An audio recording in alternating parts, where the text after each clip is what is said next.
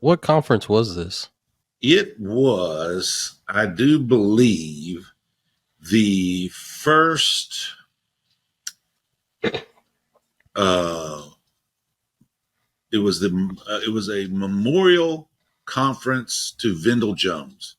It was the first of these memorial conferences to Vendell Jones that we had in West Texas, and so we were doing this conference in the merit of Vendell Jones, and to honor him, we had some different speakers there, and we had some.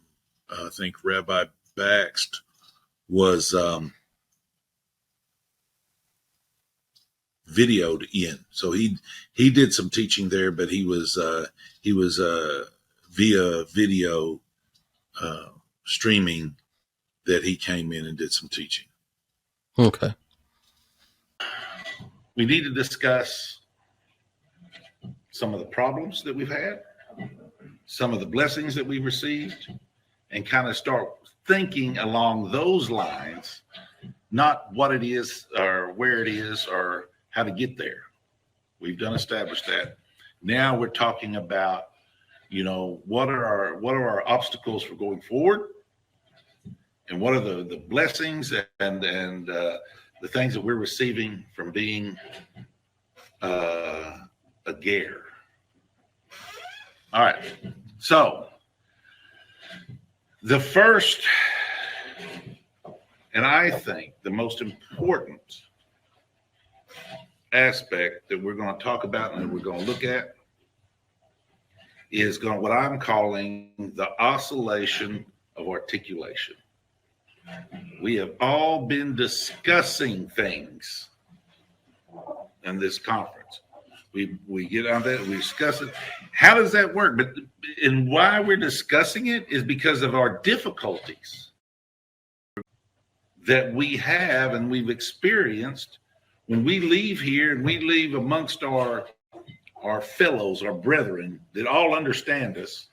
Well, when you say a recon peen, or you say something like that, or you say Noga or whatever, we kind of got an idea of what we're talking about. At least you don't get looked at crazy.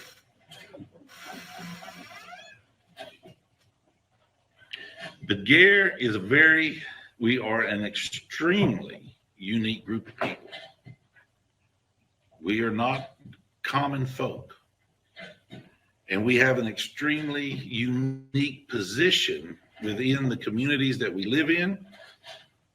And that is, we are probably the only people that can go over and discuss with a rabbi aspects of the spherotic structure.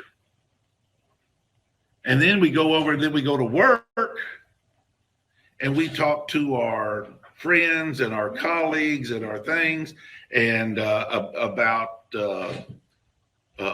mundane interest in life. And we have this real problem, probably changing our communication skills. It's different. If anybody's talked to a rabbi at any length of time, they're different to talk to. Then you try to go and talk to your friends at work and you're going to talk to them like you've learned to talk to a rabbi. It's not going to work. So what are we doing? We are oscillating between these two very different worlds, a Torah world and a non-Torah world. Yeah, that concept of oscillating back and forth between the secular and the holy, talking to rabbis, doing Torah studies, and then going to work or, getting together with friends. And like this is when you're learning these things in Torah and some especially the deeper aspects of Torah, the mystic side for some people, that study the Kabbalah or, esoteric teachings coming from the Torah. It can be very difficult to try to transcend, your conversation from that world to the everyday secular world that you work in and live in, compared to, what you're studying in your home or, with a group of people. It Yeah, could be a very difficult transition, when your mind's wrapped in Torah and then trying to go to the secular. and that's what I'm trying to bring out in this particular teaching that I'm doing here is trying to bring that to people's consciousness and awareness of, some of the difficulties that we have. It does seem like we live a double life. We live this Torah life, and we think a certain way, and we talk a certain way, and we discuss things, and then we live our private lives or our work lives to where we have to switch back into something that's, you know, talk to people in a different way and think to people in a different way. Communicating with the rabbis, is always a challenge for people. And I always found it to be that, especially in the beginning. And, it's like, man, why can't he can't understand what I'm trying to say, what I'm trying to get across to him. And there was something that Rabbi Bax taught us a long time ago, or, in the very beginning, was the idea of a Goyish cup and a Yiddish cup, a Jewish mindset and a Gentile mindset. And he told me, after I've been learning with him for a long time, he said, what I've been trying to do is teach you the Jewish mindset, how Jews think and how the rabbi thinks mostly. And I think that was one of the greatest teachings that he ever taught us, that, to be able to understand what the rabbis are saying, because we kind of understand a little bit how they're thinking, and they can understand us a little better and understand, what we're trying to convey to them.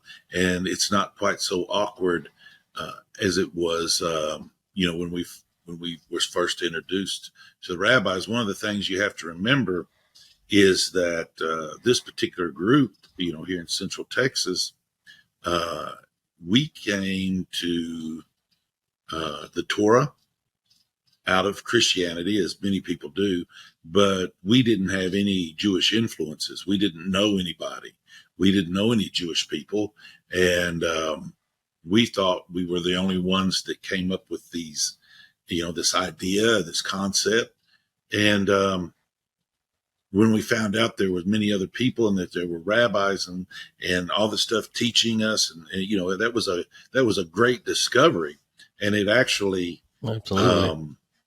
Anybody that knows the story knows that it was directed by the hand of Hashem, how that all came about.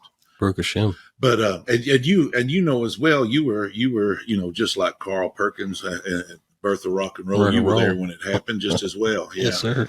So but the idea was, trying to communicate with the rabbis and to learn this knowledge, and helping to understand the Jewish mindset and how their approach to Torah is, and to life, and to a lot of different things, helps us communicate with them. And where many people that's not in our position or haven't learned this have a difficulty trying to communicate with the rabbis, or trying to have the rabbis communicate with them.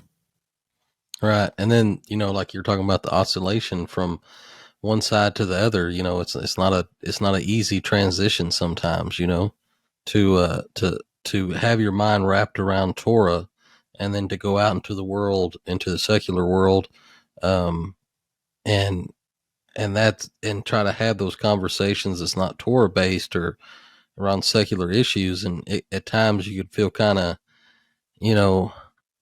I guess, it's hard to voice your opinion when your opinion is going to fall on deaf ears. Not going to understand why your thinking is the way it is, even though you try to explain it, it still don't come out, or at least for me, I don't, I guess, articulate it clearly to some people, and they just kind of, oh well, I guess he's Yeah. just, he's Jewish. So, well, no, I'm not Jewish, but yeah, it could be difficult. But uh, nevertheless, Well, it, yeah, I tell you that it's best for no one to know what I'm thinking with some of the things they say. They say to me at yeah, this time and in this stage and where I'm at now. It's like, and I'm talking to somebody, and it's like, what on earth, and the things that I think about with the way they're saying it and the way their mind works and where their mind is at. So it's right. yeah, it's best to not even share anything you think with them at all in a lot of different cases.